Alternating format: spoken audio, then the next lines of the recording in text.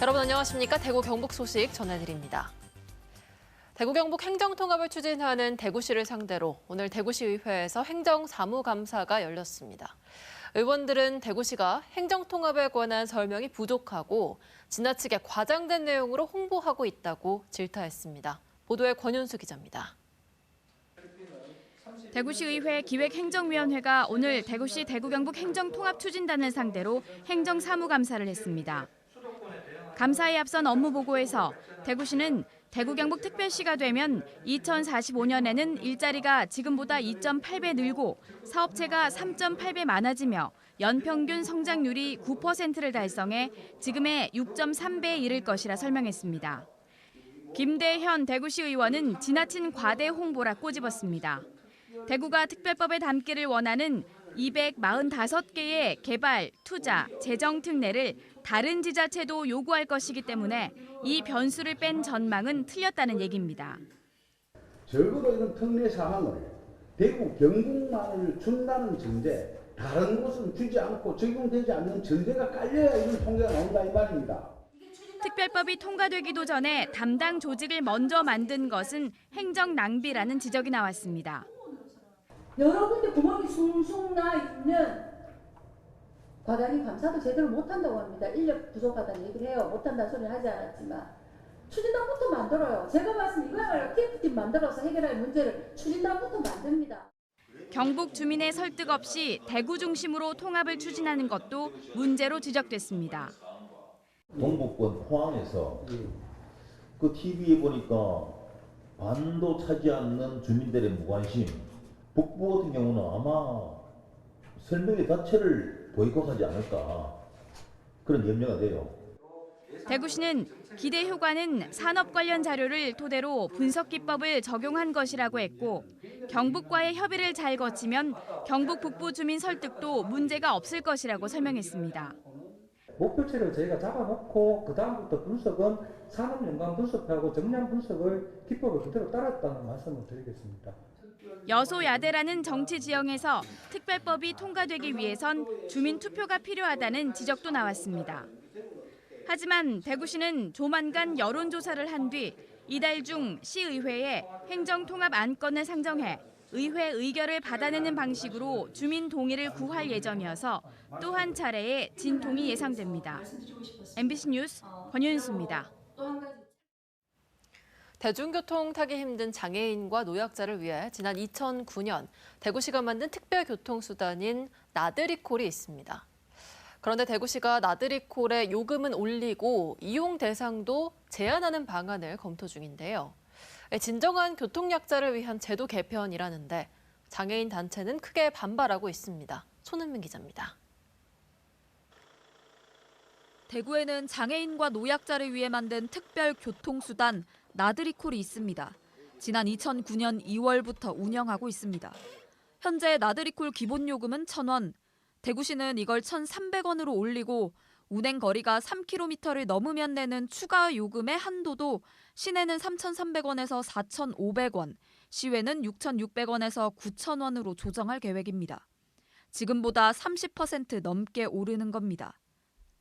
특별 교통수단 이용요금은 도시철도 요금의 3배에서 6배를 초과할 수 없다고 정한 대구시의 조례대로 현재의 도시철도 요금과 연동하는 거라고 시는 설명했습니다. 대중교통 이용이 어렵다는 진단서를 내면 65세 이상 어르신 누구나 이용 가능했던 것도 장기 요양 등급을 받은 사람으로만 제한합니다. 회원이 급증하고 있어서 실제 거동이 불편해서 이 서비스가 더욱 필요하신 시민들에게 혜택이 적시에 제공되지 않아서 등록 요건을 좀 더 세밀하게 조정한 거고요. 진짜 나들이콜이 필요한 사람들을 위한 개편이라는 겁니다. 장애인들 생각은 다릅니다. 교통약자끼리 갈라치기 할 뿐 이동권은 오히려 크게 제한될 거라고 반발했습니다. 중증장애인들은 기초수급 대상자들이 아주 많습니다. 이 30%의 요금 인상이 이들에게는 얼마나 많은 경제적 부담이 되는지 지금 요금 인상 올려서 대기시간 조금 줄인다 한들 그게 한 달이 가겠습니까? 요금 올리고 대상 줄여서 나들이콜 이용료를 떨어뜨리는 게 아니라 차량과 운전원을 늘려 지금의 불편을 개선해야 한다고 주장했습니다. 대구시는 모레 열리는 교통약자 이동편의 증진위원회 심의를 거쳐 운영 개편안을 확정합니다. MBC 뉴스 손은민입니다. 앵커 브리핑 시작합니다. 최근 행정안전부와 대구시가 공무직 정년을 65세까지 연장하기로 했습니다. 정년 연장은 그동안 대기업 노조가 주로 주장해온 사안인데요. 이번엔 정부와 지자체가 먼저 시작한 모습입니다. 공무직 정년 65세 결정을 계기로 공공기관이나 민간 기업까지도 이 정년 연장에 대한 사회적 논의가 활발해질지 관심이 쏠리고 있습니다. 정년 연장이 화두가 된 배경에는 인구 구조 변화가 있습니다. 우리나라는 내년이면 국민 10명 중 2명이 65세 이상인 초고령화 사회에 접어듭니다. 인구 전체에서 노년층이 차지하는 비중이 급속히 늘어나면서 현재 만 60세인 정년도 연장해야 한다는 요구가 커지고 있는 겁니다. 하지만 정년 연장은 노사 간 이견이 첨예하게 갈리는 문제입니다. 노동계는 국민연금을 받을 때까지의 소득 공백 발생을 고려해서 법적 정년을 65세까지 단계적으로 연장해야 한다고 주장합니다. 반면 경영계는 60세 정년을 채운 고령 근로자와 새로운 근로계약을 통한 재고용이 필요하다는 입장입니다. 여기에 노동계는 임금 삭감 없는 정년 연장을, 경영계는 임금체계 개편을 동반한 재고용을 주장하고 있어서 노사 간 입장이 팽팽하게 엇갈리고 있습니다. 정년 연장에서 또 하나의 쟁점은 세대 간 갈등인데요. 정년을 연장할 경우 기업들이 고령자 고용에 따른 비용 증가를 상쇄하기 위해서 청년 신규 채용을 줄일 것으로 예측되기 때문입니다. 일방적인 정년 연장을 할 경우 고령층 정규직만 웃게 되고 청년층은 취업난이 더욱 심화해서 세대 갈등이 심해질 것이라는 지적이 나옵니다. 결국 정년 연장의 필요성과 공론화에는 많은 사람들이 공감하더라도 사회적 합의는 쉽지 않을 전망입니다. 정년 연장의 효과가 가장 많이 나타나는 게 20%, 공공부문과 대기업, 정규직 이런 부분인데 이게 소위 말하는 좋은 일자리인 거잖아요. 그러니까 좋은 일자리에서 입직구가 축소가 되면 직접적인 타격을 받는 거는 청년들이 될 수밖에 없는 거죠. 지금 청년들이 통계청 이번 이제 올해 조사 2023년 기준으로 이제 20대, 30대를 합쳐가지고 쉬었음이라고 일을 안 하고 있는 분들이 73만 명입니다. 근데 왜 쉬었느냐고 물어보면 원하는 일자리가 없다. 그 원하는 일자리가 왜 없느냐? 지금 현재 일자리 중소기업이나 이런 데 지역에 보면 굉장히 많잖아요. 자기들이 원하는 좋은 일자리는 아니다. 그러면 아예 안 간다라는 겁니다. 법적 정년 연장에 너무 연연해서 여기에서 이제 이렇게 서로 이렇게 뭐 경쟁 그러니까 갈등 관계를 일으키는 것보다는 계속 고용이라는 개념을 달아서 여기에 이제 뭐 이것도 논란이 되겠습니다만은 결국은 이제 이 주로 뭐 일본 사례가 될 수 있겠습니다. 그래서 이게 퇴직을 하게 되면은 계속 그 정년 유지해도 되고 혹은 그 퇴직 이후에 재고용할 수도 있고 정년을 폐지할 수도 있기 때문에 이런 그 규정을 좀 이렇게 만들어서 우리가 갈 필요가 있다고 보고요. 너무 우리는 이제 법제화 개념에 좀 몰입되어 있는 그런 경향이 있다 이렇게 보고 있습니다.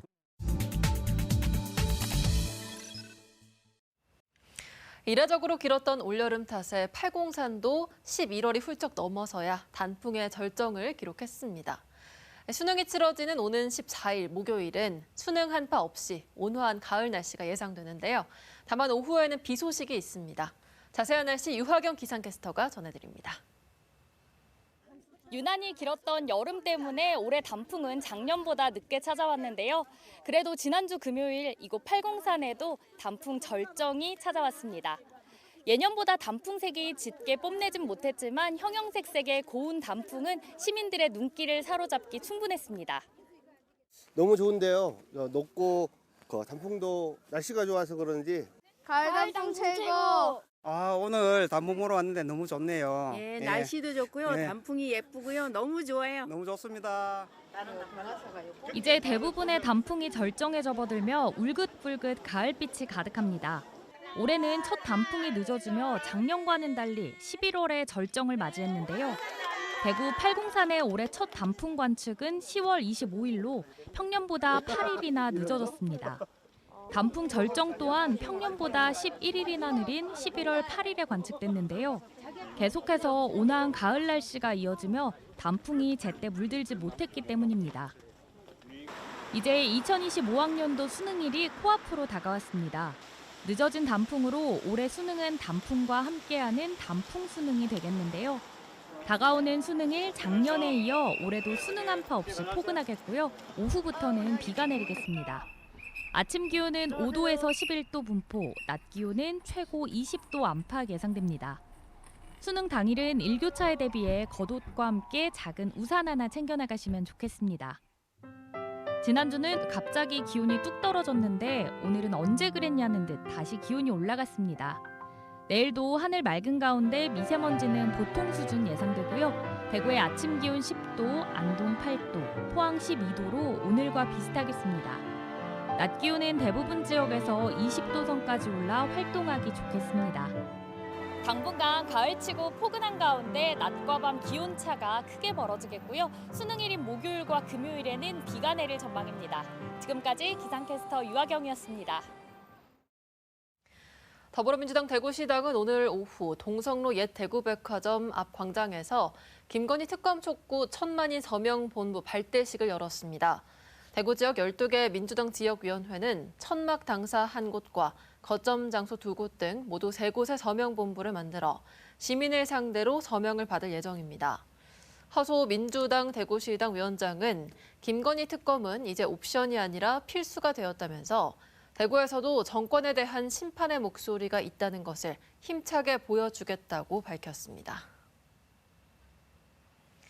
영남대에 있는 박정희 전 대통령 동상에 계란과 밀가루를 던진 3명이 경찰에 고발당했습니다. 영남대 총동창회장과 미주연합 총동창회장은 오늘 영남대 민주동문회장 이모 씨와 비정규 교수 노조 영남대 분회장인 권모 씨 등 3명을 사자에 대한 명예훼손을 했다며 경산경찰서에 고발장을 접수했습니다. 총동창회장 등은 이모 씨 등이 계란과 밀가루를 던지고 역사의 죄인 다카키 마사오라는 팻말을 걸고 검은 천막을 씌우는 등 조롱했다며 고발 이유를 밝혔습니다. 경북 구미경찰서는 헤어진 여자친구를 스토킹하고 살해한 혐의로 30대 남성이 구속됐다고 밝혔습니다. 이 남성은 지난 8일 경북 구미의 한 아파트 복도에서 30대 여성을 흉기로 살해하고 이 여성의 어머니에게 흉기를 휘둘러 다치게 한 혐의를 받습니다.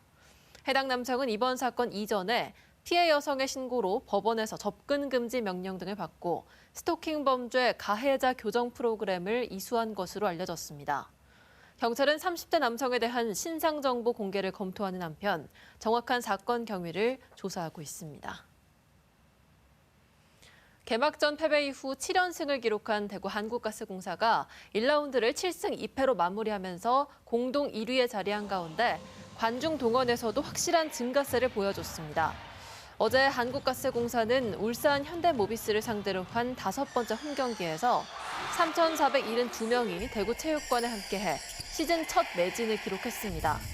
경기당 평균 1,000명대 관중을 기록했던 앞선 시즌과 비교할 때 이번 시즌에는 5경기에 13,500여 명이 찾아 경기당 평균 2,000 관중을 훌쩍 돌파해 지난해보다 50% 넘게 증가했습니다.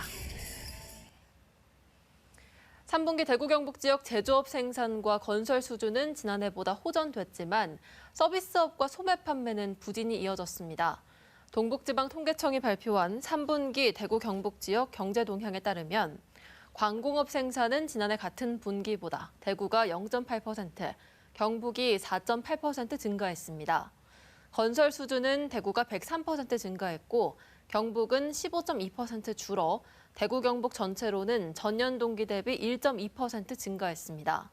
하지만 서비스업 생산은 대구 마이너스 1.5%, 경북 마이너스 0.8%, 소매 판매는 대구 마이너스 3.5%, 경북이 마이너스 1.7%로 부진이 이어졌습니다.